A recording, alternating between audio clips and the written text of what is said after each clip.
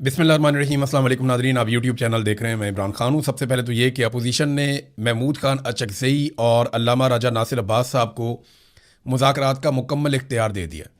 ये तो इमरान खान साहब ने दिया था इसे 6-7 माह पहले, जब उन्होंने कहा था कि महमूद खान अचकज़ई को अपोजिशन लीडर बनाया जाए और अल्लामा राजा नासिर अब्बास साहब को सेनेट में अपोजिशन लीडर बनाया जाए। तो ये दोनों लोग तो बन गए और इमरान खान साहब ने उस वक्त उन्हें इख्तियार दिया था कि ये मुज़ाकरात कर सकते हैं। और अब दोबारा से उसकी तौसीक़ की गई है अपोजिशन जमातों की जानिब से, और पार्लिमानी पार्टी का इजलास हुआ। अपोजिशन लीडर कौमी असम्बली महमूद खान अचकज़ई की ज़ेर सदारत, और ये फैसला किया गया कि इनके पास मुज़ाकरात का इख्तियार है। देखिए, मुज़ाकरात जब तक पाकिस्तान तहरीक इंसाफ या अपोजिशन अपनी ताकत शो नहीं करेगी, तब तक हुकूमत उनके साथ मुज़ाकरात नहीं करेगी। इसको ज़रा इक्वेशन को आप समझें। एक तरफ अवामी ताकत है अपोजिशन के साथ, एक तरफ फ़ौज की ताकत है हुकूमत के साथ, और ये जो हुकूमत बनी हुई है ये मिलिट्री एस्टेब्लिशमेंट ने, जर्नैलों ने मिलकर बनाई हुई है। और वो बंदूक की ताकत एक तरफ है, अवाम की ताकत एक तरफ है। हुकूमत बंदूक की ताकत को लगातार इस्तेमाल कर रही है, जबकि अपोजिशन अवाम की ताकत को इस्तेमाल करने से गुरेज कर रही है। वो किसी तहरीक में नहीं जा रहे। तो जब तक अपोजिशन अपनी ताकत शो नहीं करेगी, तब तक हुकूमत मुज़ाकरात की टेबल पर बैठेगी नहीं। ये यूनिवर्सल है, ये पूरी दुनिया में ऐसे ही होता है। अमेरिका मुज़ाकरात करना चाहता है ईरान के साथ, क्यों करना चाहता है? क्योंकि ईरान ने अपनी ताकत शो की। अगर ईरान अमेरिका को वापस जवाब ना देता, या लड़ाई ना करता, या मुंह तोड़ जवाब ना देता, इसराइल के ऊपर अटैक ना करता, अमेरिकन अड्डों के ऊपर अटैक ना करता, तो अमेरिका और इसराइल कभी भी मुज़ाकरात ना करते ईरान के साथ, बल्कि वो उसको और मारते और मजीद तबाही फैलाते। तो जब तक आप खड़े नहीं होते ना, तब तक दूसरा आपको तस्लीम नहीं करता। अपोजिशन को यह बात समझनी पड़ेगी कि कभी भी टेबल के ऊपर बैठकर उन्हें वो नहीं मिलेगा जो वो मैदान में हासिल करने के काबिल नहीं है। हाँ, ये ज़रूर है कि उन्हें बहुत वोट पड़े हैं, लेकिन पाकिस्तान की एस्टेब्लिशमेंट ने, आसिम मुनीर साहब ने वोटों को तवज्जो ही नहीं दी। उन्होंने जाली फॉर्म 47 जारी किए और ऐसे लोगों को हुक्मरान बना दिया जिनको अवाम ने मुस्तरद किया था। अब ये जो लोग हैं ये चुनतखब हैं, इनको चुना है आसिम मुनीर साहब ने, ये मुंतखब नहीं है क्योंकि पाकिस्तान के अवाम ने किसी और को मुंतखब किया था। बहरहाल तहरीक इंसाफ शायद ये बात अभी तक समझ नहीं पाई कि जब तक वो मुज़ामत नहीं करेंगे तब तक मफामत आगे नहीं बढ़ सकती। ये बात PMLN ने एक दौर में कही थी जब उनका बुरा वक्त था कि मुज़ामत होगी तो मफामत होगी। तो जब तक मुज़ामत नहीं करेगी पाकिस्तान तहरीक इंसाफ, तब तक मफामत का कोई रास्ता नहीं खुलेगा। आप यहाँ से अंदाज़ा करें ना कि एक एक करके सबको उठाकर ले जाते हैं। लाहौर में एक छापा पड़ा, ये बहुत पुराने आदमी हैं, आजकल पाकिस्तान तहरीक इंसाफ के साथ हैं, और ये हमेशा से आज़ाद कश्मीर में MNA बन जाते हैं।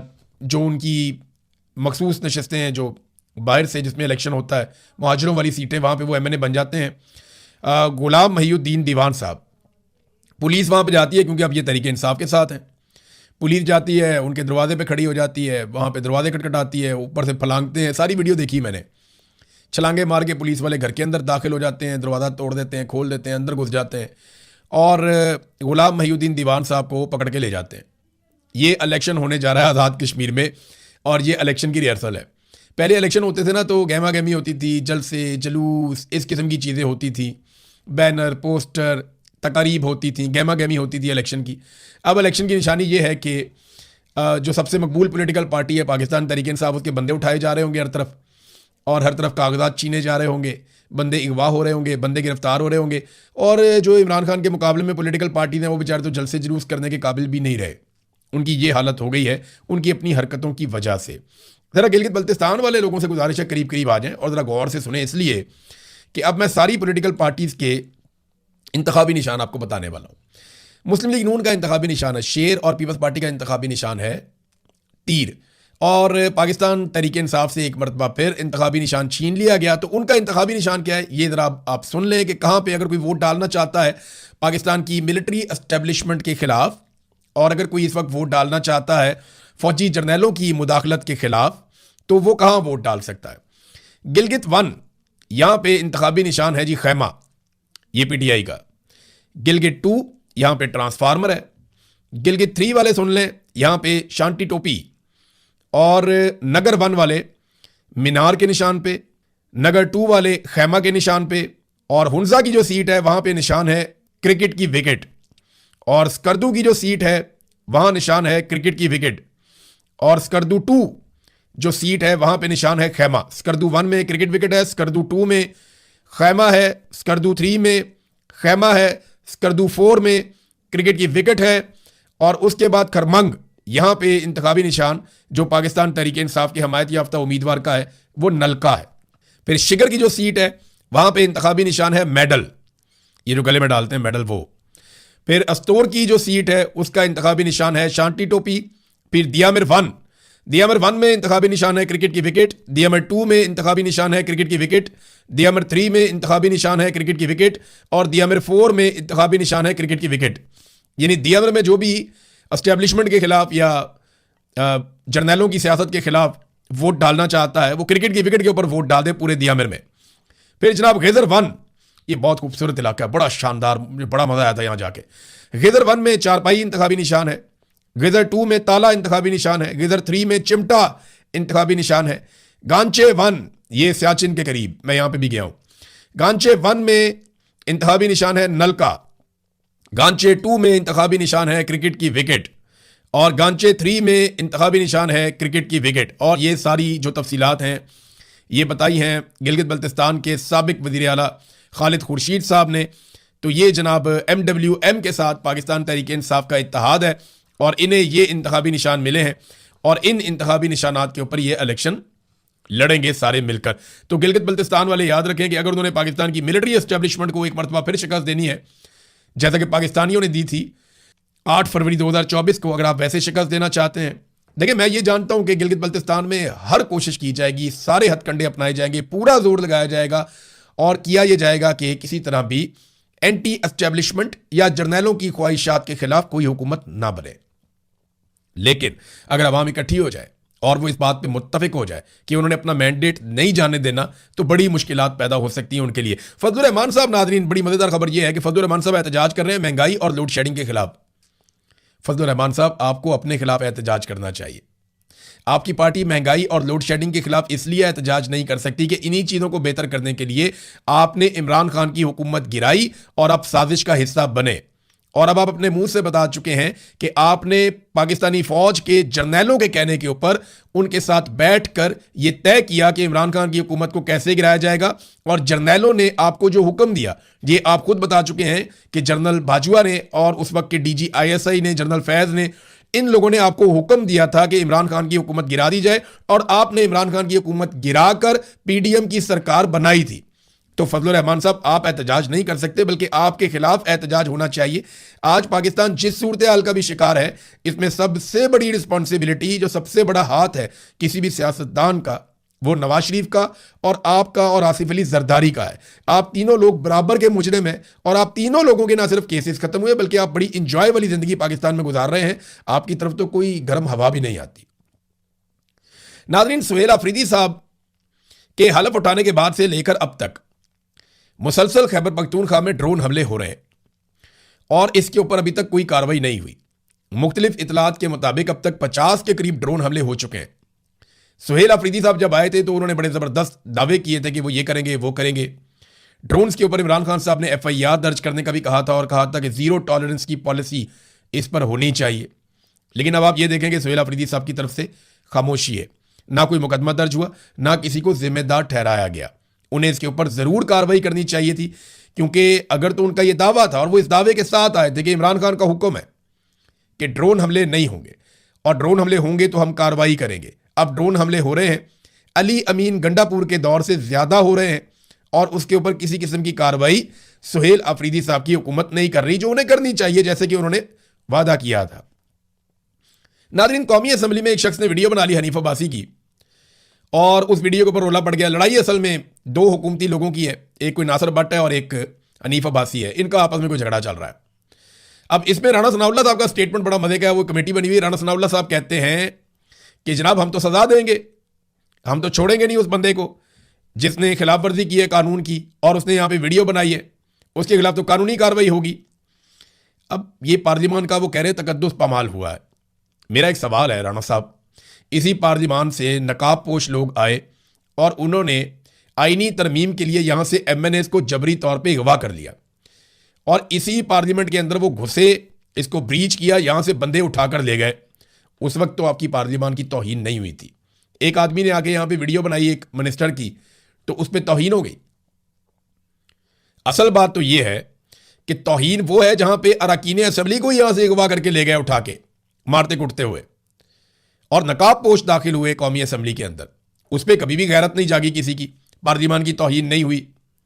यहां पे पार्लियामान की तौहीन हो जाती है कि एक आदमी आगे वीडियो बनाता है, तो ये ना जिसकी लाठी उसकी भैंस। पाकिस्तान की एस्टेब्लिशमेंट को कोई सवाल भी नहीं पूछ सकता क्योंकि उनका कंट्रोल बहुत ज्यादा है, और इनकी हरकतों की वजह से पाकिस्तान में सरमायाकारी अब एक ख्वाब बनता जा रहा है। यानी सरमायाकारी बिल्कुल पाकिस्तान में आप समझे जीरो होती जा रही है। पिछले 3 बरसों में, ये जो 3 साल गुजरे हैं, 2023, 24, 25 और ये 26 चल रहा है, इन सालों में जब पीडीएम सरकार को मुसल्लत किया गया और आसिम मुनीर साहब इस मुल्क के स्याह और सफेद के मालिक बने, तो इन्वेस्टमेंट टू जीडीपी रेशो जो है ये 13 से 14% के दरमियान रहा। ये इंतहाई कम है। इन्वेस्टमेंट टू जीडीपी का रेशो ज्यादा होना चाहिए। यहां पे वो 13 से 14% के बीच में रहा, और 1970 के बाद ये कम तरीन सतह है। 70 के हालात आपको पता है, पाकिस्तान बहुत बुरे हालात में था, पाकिस्तान 2 टुकड़े हो गया उसके बाद। तो वो जो इतना बड़ा बहरान था उसका मुकाबला ये अब कर रहा है पाकिस्तान। जो याह्या खान ने पाकिस्तान के साथ किया, उससे मिलती जुलती इकोनॉमी के साथ इस वक्त हालात आसिम मुनीर साहब के दौर में हो गए हैं। तो आसिम मुनीर साहब जब से आर्मी चीफ बने, इन 4 सालों में बेड़े गर्क हो गए, और जीडीपी, इन्वेस्टमेंट टू जीडीपी की जो रेशियो है 13 से 14% के दरमियान रही, जो 1970 के बाद से कम तरीन सतह है। साथ ही फॉरेन डायरेक्ट इन्वेस्टमेंट भी जीडीपी का सिर्फ 0.5 से 0.6% तक रहा। यह इस बात का वाज़ेह इशारा है कि सरमायाकार अब पाकिस्तान की मईशत पर बिल्कुल एतमाद नहीं कर रहे। यह बात कामरान खान ने कही है। कामरान खान आप जानते हैं कौन? पाकिस्तान की मिलिट्री एस्टेब्लिशमेंट के साथ बेहतरीन ताल्लुकात रखने वाले जर्नलिस्ट, जो हमेशा आर्मी चीफ ताजरों से मिले तो बहुत खुश होते हैं, बड़े ज़मीन आसमान के कलाबे मिला देते हैं। वही कामरान खान भी अब ये कहने पर मजबूर है कि मईशत का भट्ठा बिठा दिया और इन्वेस्टमेंट बिल्कुल फारिग कर दी जब से आसिम मुनीर साहब ने सारे सिस्टम को संभाला है। तो सरमायाकारी तो पाकिस्तान के अंदर नादरीन बस अब एक ख्वाब ही बनकर रह गई है। सिर्फ एक प्रोजेक्ट किया पंजाब हुकूमत ने अपना अलग से, बाकी सारे तो पुराने प्रोजेक्ट हैं। एक प्रोजेक्ट किया सुथरा पंजाब। कभी सुथरा पंजाब वाले तनख्वाहों के लिए रोते हैं, कभी वो एहतजाज करते हैं, कभी वो कूड़ा फेंक देते हैं, कभी उसके अंदर करप्शन निकल आती है, कभी उसके फंड्स खुर्द-बुर्द हो जाते हैं। तो एक प्रोजेक्ट इन्होंने किया और इतने नालायक हैं कि ये एक प्रोजेक्ट भी ठीक तरीके से नहीं कर पाए। इन्होंने रोटी का रोला डाला था, कहाँ है, कितने की है? आज कोई जवाब देगा? जिस जिस चीज़ के ऊपर इन्होंने आवाज़ उठाई या कोशिश की उसका बेड़ा गर्क किया, और एक प्रोजेक्ट लेकर आए सुथरा पंजाब। पुराना निज़ाम इन्होंने तबाह कर दिया, और वहाँ पर भी रोज़ाना करप्शन, रोज़ाना तनख्वाहें ना मिलने का रोला और फंड्स खा जाने की शिकायत, ये रोज़ मौसूल होती हैं। एक प्रोजेक्ट भी ये लोग ठीक तरीके से नहीं कर सके और इन्हें मुल्क थमा दिया। नौजवानों को खड़ा होना पड़ेगा जैसे इंडिया में नौजवान खड़े हुए। अभी इंडिया इतना परेशान हो गया काकरोच जनता पार्टी से कि उनका जो एक्स अकाउंट है उसको भारत में मुअत्तल कर दिया गया है। ये बड़े मज़े की खबर है। और उसके ऊपर जो इंडिया में कहा जा रहा है वो ये कहा जा रहा है जनाब कि ये तो इंडिया की खुद मुख्तारी के लिए खतरा है, लिहाजा हुकूमत ने बाकायदा कहकर काकरोच जनता पार्टी के एक्स अकाउंट को इंडिया के अंदर मुअत्तल करवा दिया। बाकायदा हुकूमत ने दरखास्त देकर करवाया। आप अंदाजा करें कि ये नौजवानों से कितना डरते हैं। जहां जहां पे भी फाशिस्ट हुकूमतें होंगी, अब इंडिया में ये जो फाशिज्म है ये फौज के बगैर है। वहां पे एक सियासी और एक बहुत बड़े सरमायाकारों का माफिया है, वो पूरे इंडिया को उन्होंने कंट्रोल किया हुआ है। उसमें बड़े बड़े सरमायाकार हैं, इंडिया की हुकूमत है, उनका गठजोड़ है आपस में, वो इदारों को कंट्रोल करते हैं और उन्होंने मिलकर पूरे निज़ाम को यरगमाल बनाया हुआ है। वो भी नौजवानों से बहुत डरते हैं। इसी तरह पाकिस्तान में ये जो गठजोड़ है, इसमें पाकिस्तान की मिलिट्री एस्टेब्लिशमेंट यानी फौज के चंद जर्नैल और कुछ पॉलिटिकल माफिया और उनके साथ जो है बहुत बड़े बड़े सरमायादार, इन्होंने मिलकर पाकिस्तान में यही वाला गठजोड़ बनाया हुआ है। ये भी नौजवानों से बहुत डरते हैं। इन्होंने तो नौजवानों से डर के पूरा का पूरा एक्स ही बैन कर दिया था पाकिस्तान के अंदर, और रोजाना किसी ना किसी चीज को बैन करते रहते हैं, बंद करते रहते हैं। नाज़रीन, जो मामला इस वक्त ईरान और अमेरिका के बीच में चल रहा है, उसमें सालसी के लिए आसिम मुनीर साहब रिपोर्ट हुए हैं कि वो तेहरान जा चुके हैं। अब वो वहां से क्या हासिल करते हैं, 2 चीजों पर मामला फंस गया है। ईरानी मीडिया ये दावा कर रहा है कि उन्होंने अमरीकी तजावीज़ के जवाब में अपनी तजावीज़ दे दी है। सिर्फ 2 चीज़ें ऐसी हैं जहां पे आके सींग फंस गए हैं अमेरिका के और ईरान के। Number 1, आबना Hormuz. ईरान चाहता है कि वो उसके ज़ेरे निगरानी चले और वो इस पूरे एरिया को कंट्रोल करे। अमेरिका चाहता है पहले जैसा हो जाए। Number 2, uranium. अमेरिका कहता है यूरेनियम अमेरिका की निगरानी में दी जाए, वॉर ट्रॉफी के तौर पर अमेरिका इसको लेकर जाए, जबकि ईरान कहता है कि ये हमारी सरजमीन से बाहर नहीं जाएगी। ये दो जगहों पे आकर ये फंस गए। बाकी जितने भी अमेरिका के दावे थे रजीम तब्दीली करने के, जो जंग शुरू करने से पहले थे, और अपनी हुकूमत वहां पे बनाएंगे, अपने लोगों को लेकर जाएंगे, अपना कब्जा करेंगे, ईरान के टुकड़े कर दिए जाएंगे, बेशुमार चीज़ें, बेशुमार इनके दावे थे, बहुत सारे इनके टारगेट थे जो अचीव करने थे, उसमें कोई भी टारगेट अचीव नहीं हुआ। तो अमेरिका मुकम्मल तौर पे अपने टारगेट तब्दील कर चुका है। अब वो उस आबना हुर्मत को खुलवाना चाहता है जो पहले तो खुली हुई थी, और अब वो यूरेनियम के ऊपर मुज़ाकरात करना चाहता है, जो मुज़ाकरात पहले से चल रहे थे, कि मुज़ाकरात छोड़ के ये लड़ाई करने के लिए मैदान में चले गए। तो ये अमेरिका ने किया ये कि आ बैल मुझे मार, यानी जानबूझ के वो पंगा लिया नेतन्याहू के कहने पे। अमेरिकन में बहुत सारे लोग ये समझते हैं कि ये अमेरिका की लड़ाई नहीं थी, ये नेतन्याहू ने अमेरिका के गले में डाल दी है। तो अब अमेरिका ने जानबूझ के अपने आप को फंसा लिया, और जहां पे फंस गया वहां से वो निकल नहीं पा रहा। मैंने आपको पिछले वीलॉग में कहा था कि चीनी जहाज़ों ने यूरोपीय जहाज़ों को शिकस्त दी है। ये बड़ी इंटरेस्टिंग खबर है, और इसकी तफसीलात ये हैं कि चीन के जो J-10CE लड़ाका तैयारे हैं, उन्होंने जो फर्जी जंगें होती हैं, डॉग फाइट और बाकी मुकाबले होते हैं बियॉन्ड विजुअल रेंज मारना, ये क्योंकि जहाज़ों के रिकॉर्ड में सब आ जाता है कि कौन सा जहाज़ काबू आ गया, कौन सा लॉक हो गया, कौन सा तबाह हो गया। तो जब ये आपस में डॉग फाइट खेलते हैं तो बगैर हथियारों के भी, एक दूसरे को तबाह किए बगैर भी, ये पता कर लेते हैं कि कौन सा पायलट मारा गया, कौन सा जहाज़ जो है वो तबाह हो गया और कौन सा जहाज़ बच गया। अब यूरोप के जो जहाज़ हैं, जो चंद मुल्कों ने मिलकर बनाए हुए हैं, वो है यूरोफाइटर टाइफून। इन जहाज़ों को 9-0 से शिकस्त दी है चीन के J-10C लड़ाका तैयारों ने। अब चीन के सरकारी नशरियाती इदारे CCTV के मुताबिक चीन के J-10CE लड़ाका तैयारों ने फर्जी जंग में यूरोपीय लड़ाका तैयारों यूरोफाइटर टाइफून को 9-0 से शिकस्त दे दी। ये जो तैयारे यूरोप के थे, ये बनाए हुए हैं जर्मनी ने, इटली ने और स्पेन ने। इन्होंने मिलकर 4 मुल्कों ने ये जहाज़ बनाए हैं। जबकि कतर के अंदर 2024 में जो मुकाबले हुए थे, जो वहां पे मशकें हुई थी, उनमें भी चाइनीज तैयारे जीत गए थे, और पाकिस्तान के J-10CE तैयारों ने कतर की फजाइया के यूरोफाइटर टाइफून तैयारों का मुकाबला किया था। अब चीन हर मैदान के अंदर जहां जहां पे मुकाबले हो रहे हैं, यूरोपीय तैयारों को शिकस्त दे रहा है।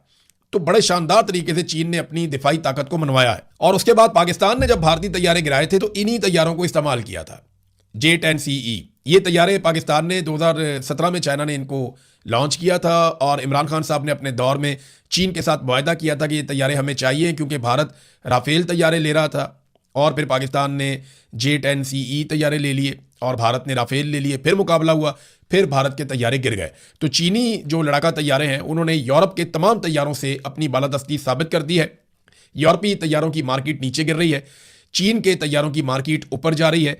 अब अगर किसी मौके पे चीनी तैयारों का अमेरिकी तैयारों के साथ मुकाबला होता है, तो फिर दुनिया की मार्केट का पता चलेगा कि अमेरिकन तैयारे कहाँ पे खड़े हैं और चाइनीज़ तैयारे कहाँ पे खड़े हैं। देखिए, रूस लगभग अब इस लड़ाई से बाहर होता जा रहा है। मुकाबला चाइना और यूरोप का हुआ, अब मुकाबला असल में चाइना और अमेरिका का है। अमेरिकन हथियार बहुत शानदार हैं, बड़े ज़बरदस्त हैं, उनके तैयारे बहुत शानदार हैं, लेकिन चाइना ने लगभग हर किस्म के हथियार तैयार कर लिए हैं, और उनकी टेक्नोलॉजी में बहुत सारी ऐसी चीज़ें हैं जिन्हें अभी दुनिया समझ नहीं पा रही। अमेरिकी दिफाई जरीदा है मिलिट्री वॉच, उसके मुताबिक CCTV की ये मालूमात J-10C की जंगी सलाहियतों की एक नायाब झलक पेश करती है। नहीं, अमेरिका भी इस बात को मानना शुरू हो गया है कि चीन के जदीद लड़ाका तैयारों की टेक्नोलॉजी काफ़ी पुख्ता हो चुकी है। अब तक के लिए इतना ही नाज़रीन, अपना ख्याल रखिएगा, अपने इस चैनल का भी। अल्लाह हाफ़िज़।